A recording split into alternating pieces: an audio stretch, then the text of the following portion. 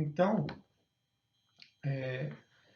a gente já viu que é possível, olhando as associações, criar novas classes ou conceitos, como a gente conseguiu identificar aqui em empréstimo e reserva.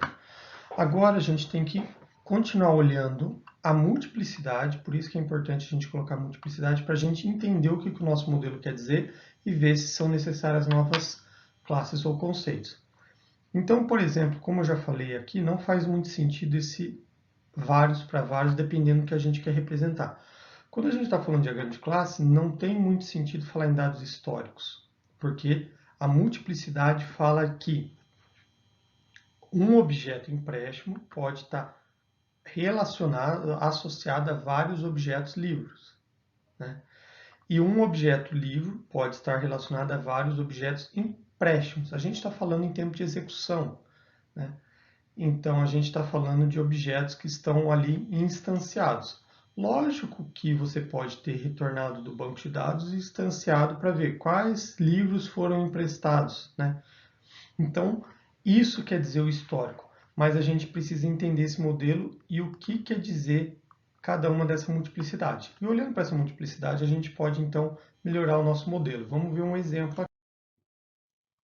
Bom, nos dados históricos, quando a gente fala de aluno empréstimo, indica que o aluno pode efetuar vários empréstimos ao longo do tempo, ou seja, então você pode recuperar a informação e trazer esse histórico, falar assim, nossa, quais os empréstimos que aquele determinado aluno fez.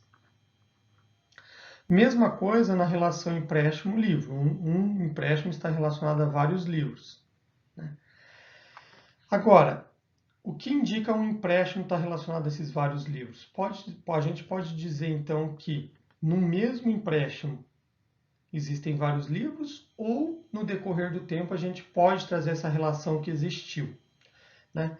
Então, a gente precisa entender isso. É isso que importa o nosso diagrama, porque não vai ter uma ferramenta que faça essa análise. O importante é a gente entender o que o modelo quer dizer, porque é isso que você vai implementar. Então, você precisa entender nos requisitos se aquele empréstimo pode ter vários livros, né? Então, vamos considerar o entendimento que um único empréstimo pode existir vários livros. Então, existem informações de empréstimo que não são iguais para todos, né? Por exemplo, se todos os livros fazem parte ao mesmo tempo, eles foram no mesmo dia. Então, essas informações são comuns a todos os livros. Mas, por outro lado, pode ter informações que não são comuns a todos os livros. Por exemplo, a data de devolução. Por mais que o empréstimo tenha uma data de devolução comum a todos os livros que foram emprestados, essa devolução pode não ser feita no mesmo dia para todos os livros. Como que a gente trata isso? Bom, a data de devolução não pode ser um atributo do livro, porque o livro a gente já viu que ele foi criado para gerenciar os livros, né? Então, isso é sobre o empréstimo. Mas ela também não pode ser um atributo de empréstimo, porque pode ter datas específicas. Então, como que você vai fazer? Um array de datas para... e vai variar de acordo com o número de livros que você emprestou? Não faz muito sentido. A melhor solução, então, é criar uma nova classe item de empréstimo, que nada mais é um tipo de dados que vai estar lá dentro de empréstimo, que vai gerenciar cada item específico do empréstimo. Então, a gente vai atualizar o nosso modelo, né? E aqui, então, ao invés dessa relação aqui ser direta, a gente vai fazer o quê? Vai inserir a nova classe item de empréstimo. Bom, aí sim, o que é um item de empréstimo? Um item é cada item existente no empréstimo. Ele vai fazer a relação entre empréstimo e livro. Ele serve justamente para fazer essa relação aqui. Então, um empréstimo ele vai estar relacionado a um único livro e a um único empréstimo.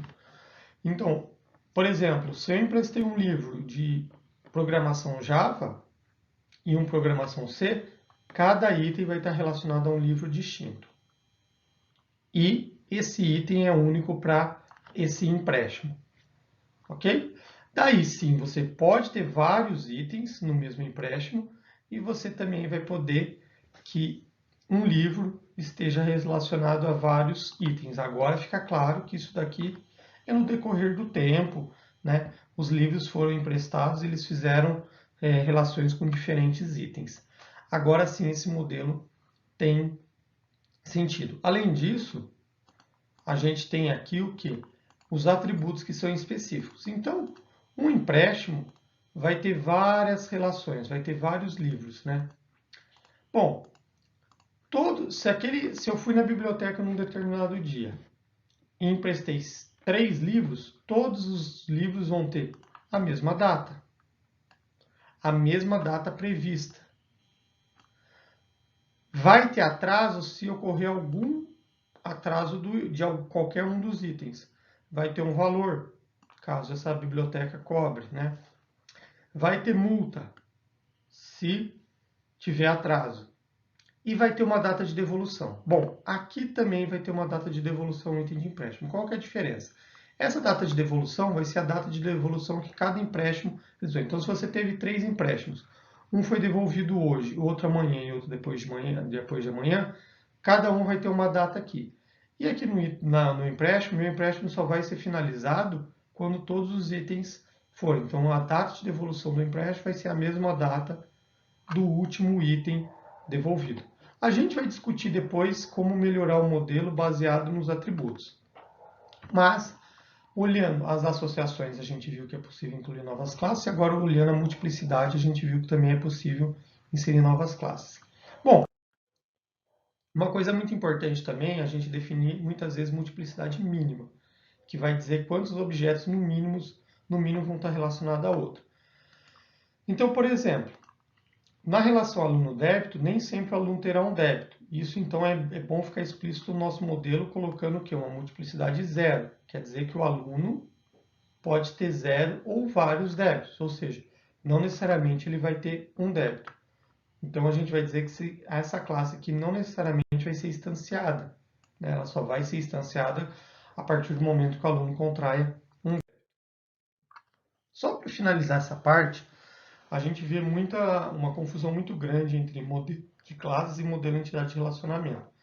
Porque eles são diagramaticamente parecidos, mas eles são totalmente distintos. Tá? Porque o modelo de classe ele é mais expressivo, a gente tem mais relacionamentos do que o diagrama de entidade de relacionamento. Além disso, o modelo de entidade de relacionamento trata apenas de dados, enquanto o modelo de classe suporta métodos que descrevem o comportamento das classes. Tá? Então, eles são diferentes, têm propósitos diferentes, têm notações diferentes, têm conceitos diferentes, têm associações e relacionamentos diferentes. Bom, uma confusão muito comum é em relação à cardinalidade, que indica quantos elementos de uma tabela, né, estão relacionados a outra, com a multiplicidade, que indica quantos objetos de uma classe estão associados a objetos de outra classe. Então, com relação a esses itens, a gente pode dizer que a cardinalidade é sempre histórica. Porque se você colocou lá numa relação que uma chave de uma tabela está relacionada a outra, se daqui 5 dias você for tentar colocar uma outra chave e ela não permitir essa relação, o sistema gerenciador de banco de dados vai dar um erro. Já na multiplicidade, não necessariamente. Você descreve o entendimento que você quer implementar daquele modelo. A cardinalidade é uma regra que vai ser validada pelo gerenciador de banco de dados, né? Já a multiplicidade indica uma decisão de projeto e serve principalmente para entendimento. Apesar de a gente ter ferramentas que gerem código a partir do modelo, a gente pode ter diferentes entendimentos, como a gente viu ali sobre o exemplo anterior sobre a biblioteca, né? E você não vai ter uma regra, você vai implementar. A regra pode ficar diferente do que você esperava nos requisitos iniciais ou igual, né? Isso para isso que serve a multiplicidade. A cardinalidade geralmente são valores apenas 0, 1 e n. A multiplicidade você pode colocar valores diferentes para colocar realmente uma relação explícita.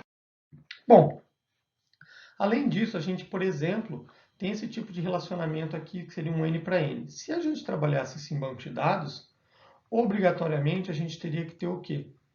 Uma tabela Mas se fosse um banco de dados, a gente teria que ter uma tabela aqui no meio que faz relacionamento, porque o banco de dados não suporta esse tipo de relacionamento.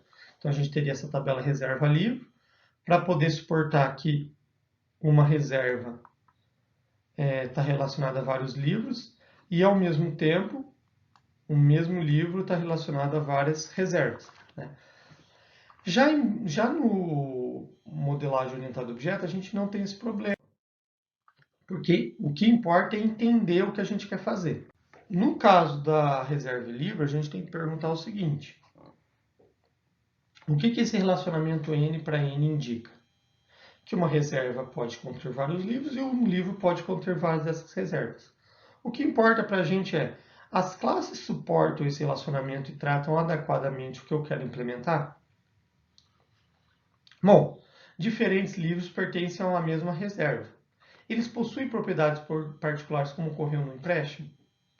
Neste caso, cada livro pertence a uma reserva e possui apenas uma propriedade que é a data de reserva, que são iguais para todos os objetos.